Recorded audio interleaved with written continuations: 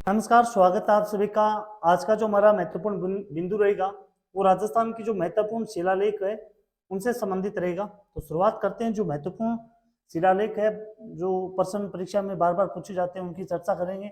कम समय में ज्यादा कवर करने की कोशिश करेंगे। सबसे पहले देखिए, शिलालेखों का जो अध्ययन है वो एपिग्राफी के नाम से जाना जाता है, उसे एपिग्राफी के नाम से जानते हैं। आगे बात करें हम, देखिए सबसे पहले आ जाते हैं बीकानेर जिले के अंदर। बीकानेर जिले के अंदर जो शिलालेख है वो शिलालेख है बीकानेर, उसे कहा गया है बीकानेर प्रशस्ति, बीकानेर प्रशस्ति कहा गया है। ठीक है ना। ये जूनागढ़ दुर्ग में स्थित है, जूनागढ़ दुर्ग के अंदर स्थित है ये। दूसरी बात, जूनागढ़ के अंदर स्थित है और इसके दोनों तरफ जयमल और फतेह की मूर्तियां लगी हुई है, जयमल और फतेह की मूर्तियां लगी हुई है। ये जूनागढ़ दुर्ग के अंदर स्थित है और इसके जो लेखक है वो है जयिता, इसके लेखक है वो है जयिता। दूसरा जो शिलालेख हम पढ़ेंगे वो है गटियाला का शिलालेख। गटियाला का शिलालेख वर्तमान में फलोदी जिले के अंदर आता है, जिसका नाम रखा गया है गटियाला शिलालेख, गटियाला शिलालेख या गटियाला प्रशस्ति। तो ये फलोदी के अंदर वर्तमान के अंदर, और इसे संस्कृत में उत्कीर्ण किया गया है, संस्कृत में उत्कीर्ण किया गया है। और संस्कृत में उत्कीर्ण होने के कारण इसे अन्य नाम से जाना जाता है, इसे कहा जाता है माता का साल, माता का साल इसको उपनाम इसको जाना जाता है माता के साल के नाम से। और पहली बार राजस्थान के अंदर, पहली बार राजस्थान में पहली बार सती प्रथा का उल्लेख, पहली बार सती प्रथा का उल्लेख, सती प्रथा का उल्लेख है वो गटियाला शिलालेख में मिलता है, गटियाला शिलालेख के अंदर मिलता है।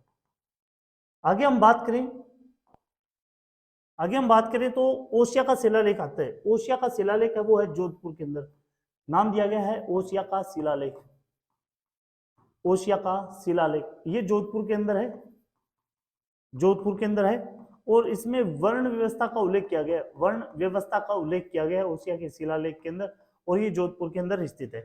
आगे बात करें तो हम बाड़मेर के अंदर एक शिलालेख है, उसका नाम है किराड़ू के शिलालेख, नाम है उसके किराड़ू के शिलालेख, किराड़ू का शिलालेख।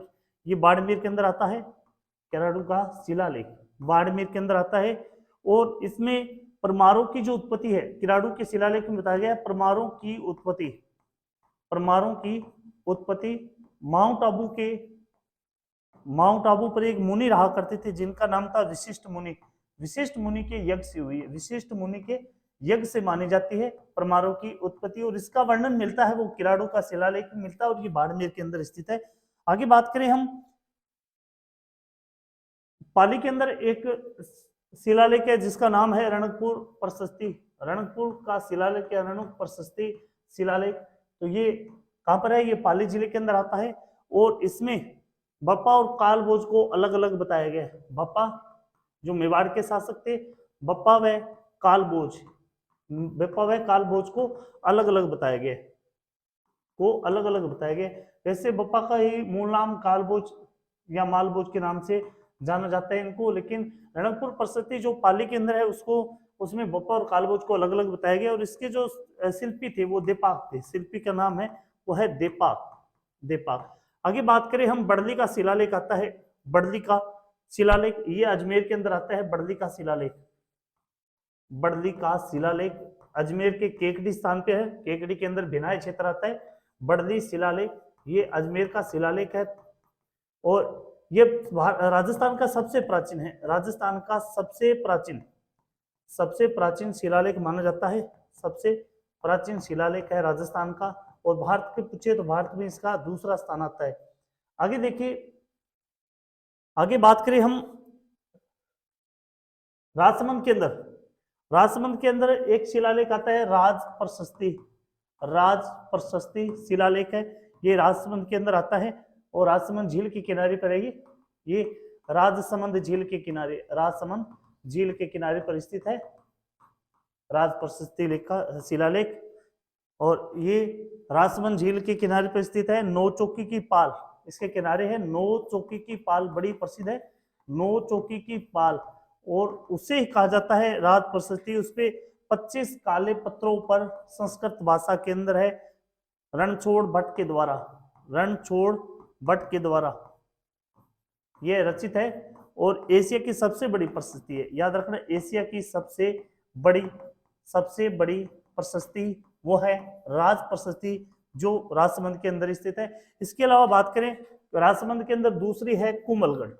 कुंभलगढ़ प्रशस्ति है, ये भी कहां पर है, ये भी राजसमंद के अंदर है। कुंभलगढ़ प्रशस्ति ये भी राजसमंद के अंदर है, और ये इसका वर्तमान में यह उदयपुर संग्रहालय के अंदर रखी हुई है, उदयपुर संग्रहालय में रखी हुई है वर्तमान के अंदर, वर्तमान में ये उदयपुर संग्रहालय में। और इसे में कुंभलगढ़ प्रशस्ति में कहा गया है हमीर को, जो मेवाड़ के शासक थे, जो मेवाड़ के उद्धारक कहा जाता है, जिनको हमीर को विषम घाटी का पंचानन कहा गया है, विषम घाटी का पंचानन, विषम घाटी का पंचानन, ये कुंभलगढ़ प्रशस्ति में राणा हमीर के बारे में कहा गया है। आगे बात करें तो उदयपुर के अंदर जो प्रशस्ति है वो है जगन्नाथ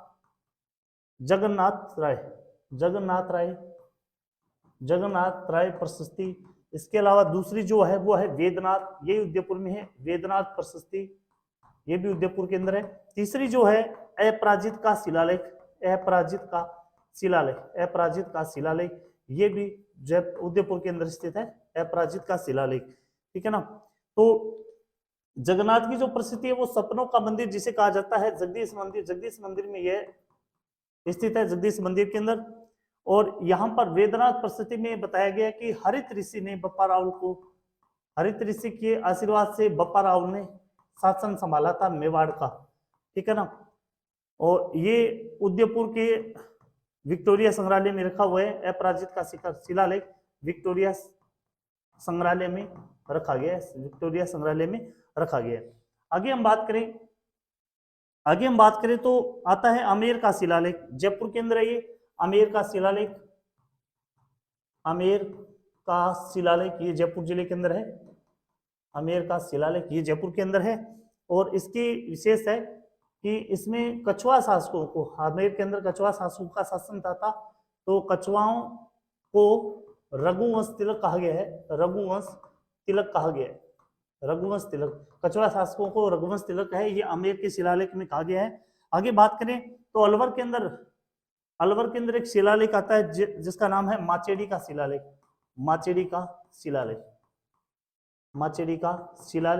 ये आता है अपना अलवर के अंदर। और इसमें पहली बार बड़गुजर शब्द का प्रयोग है, वो माचेडी के शिलालेख में हुआ है। तो ये पहली बार इस शब्द का प्रयोग माचेडी का शिलालेख अलवर वाले के अंदर हुआ है।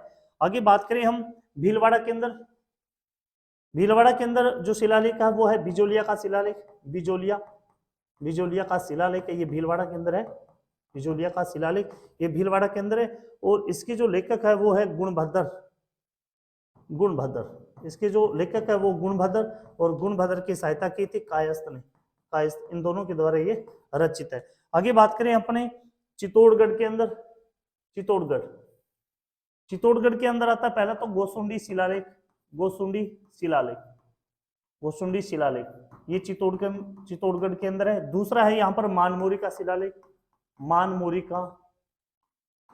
मानमोरी शिलालेख, ये भी चित्तौड़गढ़ के अंदर है। और तीसरा है यहाँ पर कीर्ति स्तंभ, ये भी अपना चित्तौड़गढ़ के अंदर स्थित है। तो सबसे पहले हम गोसुंडी की बात करें तो गोसुंडी है ये ब्रह्मी और संस्कृत लिपि में लिखा हुआ है, ब्रह्मी और संस्कृत लिपि के अंदर यह रचित है। और इसका एक जो छोटा टुकड़ा है गोसुंडी शिलालेख का, ये उदयपुर संग्रहालय में रखा हुआ है, उदयपुर संग्रहालय में। और वैष्णव संप्रदाय की जहां बात होती है, गोसुंडी शिलालेख में वैष्णव संप्रदाय का उल्लेख किया गया है, वैष्णव संप्रदाय का उल्लेख है वो गोसुंडी शिलालेख में किया गया है। मानमोरी शिलालेख की बात करें तो बताया जाता है कि कर्नल टोड जब इंग्लैंड गए तो इसको है वो समुद्र में फेंक दिया था, समुद्र में फेंका था। कौन सा शिलालेख है जो कर्नल टोड के द्वारा समुद्र में फेंका गया था, वो मानमोरी शिलालेख है और मानसरोवर झील के निकट स्थित है। कीर्ति स्तंभ की बात करें तो इसकी अत्रि भट्ट ने तो इसको आरंभ किया था, अत्रि भट्ट के द्वारा ये आरंभ किया गया था, और महेश भट्ट के द्वारा इसको पूर्ण किया गया था। और इसे जैन प्रशस्ति के नाम से भी जाना जाता है, इसे अन्य नाम है जैन प्रशस्ति। तो ये है अपने चित्तौड़गढ़ के शिलालेख। इसके अलावा कुछ महत्वपूर्ण शिलालेख है जिनका बता देता हूं, मैं वर्णन कर देता हूं। सबसे पहले बात करें बसंतगढ़ का शिलालेख, बसंतगढ़ का शिलालेख है, बसंतगढ़ शिलालेख है, ये अपना आता है सिरोही के अंदर, सिरोही के अंदर, बसंतगढ़ का शिलालेख सिरोही के अंदर। बिठू, बिठू शिलालेख है, बिठू का लेख, बिठू का लेख, बिठू का लेख ये आता है पाली के अंदर, ये पाली के अंदर स्थित है। आगे बात करें तो अचलेश्वर, अचलेश्वर शिलालेख, अचलेश्वर शिलालेख है, ये आता है माउंट आबू के अंदर, माउंट आबू के अंदर, माउंट आबू यानी सिरोही के अंदर। अगला है चिरवा का शिलालेख, चिरवा का जो शिलालेख है ये उदयपुर में आता है। और उदयपुर में एक अन्य शिलालेख भी है जिसे कहा जाता है श्रृंग ऋषि का, श्रृंगी ऋषि का शिलालेख, श्रृंगी ऋषि का शिलालेख, ये भी उदयपुर के अंदर आता है। आगे बात करें तो बरनाला, बरनाला शिलालेख, बरनाला शिलालेख, बरनाला शिलालेख है, ये गंगापुर सिटी, वर्तमान में सवाई माधोपुर गंगापुर सिटी के अंदर आता है ये। आगे बात करें हम एकलिंग जी का शिलालेख है, एकलिंग का शिलालेख है, ये अपना आता है उदयपुर के अंदर, उदयपुर के अंदर एकलिंग जी का मंदिर है वो बप्पा रावल के द्वारा बनवाया गया था। अगला है रसिया की छतरी शिलालेख, रसिया की छतरी शिलालेख, ये आता है अपना चित्तौड़गढ़ के अंदर, चित्तौड़गढ़ के अंदर रसिया की छतरी शिलालेख। और रसिया बालम का मंदिर है ये सिरोही के अंदर है, रसिया की छतरी है ये चित्तौड़गढ़ के अंदर। और एक आता है बुचकला, बुचकला का शिलालेख, बुचकला शिलालेख ये आता है अपना जोधपुर के अंदर, बुचकला का शिलालेख है ये जोधपुर के अंदर आता है। तो राजस्थान के अंदर जो महत्वपूर्ण शिलालेख थे जो परीक्षा में बार बार पूछे जाते हैं उनकी उनका अध्यापन हम इस वीडियो के माध्यम से कर चुके हैं। आपको अच्छी लगे तो लाइक शेयर जरूर करें। जय हिंद दोस्तों।